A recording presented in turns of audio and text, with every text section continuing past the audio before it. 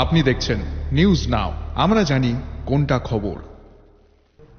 19শে August বিশ্ব আলোকচিত্র দিবস। প্রতি বছরের মতো এই বছরও এই বিশেষ দিনে ত্রিপুরা ফটো জার্নালিস্ট ইউনিয়ন এক আলোকচিত্র প্রদর্শনীর আয়োজন করে। রবীন্দ্র ভবন প্রাঙ্গণে 3 দিন ব্যাপী চলবে এই প্রদর্শনী। রাজ্যের চিত্র সাংবাদিকদের ক্যামেরাবন্দি ছবি থাকবে এই প্রদর্শনীতে। মঙ্গলবার এই প্রদর্শনীর উদ্বোধন করেন পরিবহন ও পর্যটন দপ্তরের মন্ত্রী সুশান্ত চৌধুরী।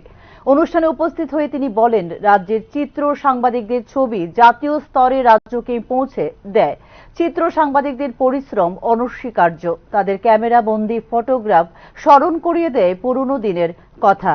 এদিনের এই অনুষ্ঠানে অন্যান্যদের মধ্যে উপস্থিত ছিলেন আগরতলা পৌর নিগমের মেয়র দীপক মজুমদার, পুলিশের মহানির্দেশক কৃষ্ণেন্দু চক্রবর্তী, তথ্য ও সংস্কৃতি দপ্তরের অধিকর্তা বিম্বিসার ভট্টাচার্য, বিশিষ্ট সমাজসেবী সুব্রত চক্রবর্তী, আগরতলা প্রেস ক্লাবের সভাপতি প্রণব সরকার, ত্রিপুরা ফটো জার্নালিস্ট অ্যাসোসিয়েশনের সভাপতি প্রলয়জিৎ পাল, সম্পাদক অভিষেক দেববর্মা সহ রাজ্যের চিত্র সাংবাদিকরা।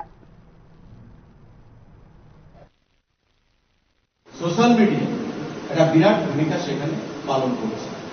তো তারপরেও আমি বলবো যে ফটো জার্নালিস্ট যারা রয়েছে তাদের ভূমিকা সেখানে অনস্বীকার্য, এবং আগামী দিনে গণতন্ত্রকে চতুর্থ স্তম্ভকে শক্তিশালী করতে মানুষের যে অব্যক্ত ভাষা সেটাকে বাস্তবে সঠিকভাবে রূপ দিতে আপনাদের ভূমিকা সেটা আগামী দিনে এগিয়ে নিয়ে যেতে হবে, ঊর্ধ্বে তুলে ধরতে হবে।